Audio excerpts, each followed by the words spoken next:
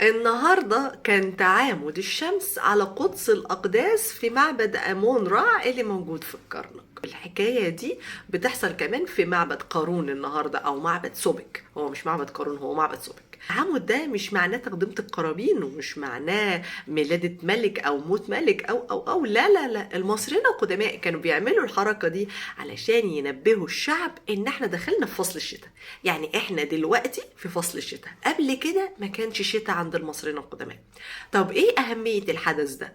إن هم يخلوا الناس ينتبهوا للزراعة، إن بدأ موسم جديد. الموسم ده فيه حاجات هتتزرع وفي حاجات هتتقلع وفي فده إذا دل على شيء، دل على إن المصريين القدماء وصلوا لمرحلة في علم الفلك مفيش حضارة تانية وصلت ليها خالص. ليه؟ لأن انتوا لغاية وقتنا هذا بتشوفوا العلم بتاعهم، بتشوفوا مدى التقدم في علم الفلك اللي هم وصلوا له. حاجات مرئية، حاجات مستمرة.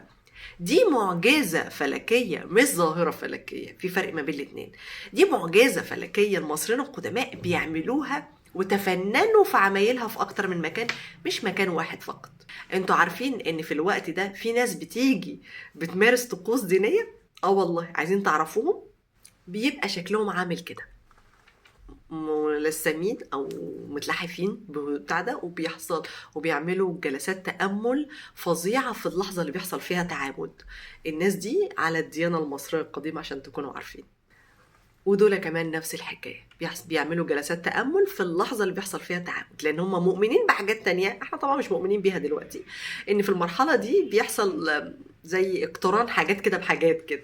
لأن في ناس مؤمنة ان قرص الشمس ده ما بين قدس الأقداس، ان ده قرنين الشيطان وحاجات ماسونية كده ملناش علاقة بيها.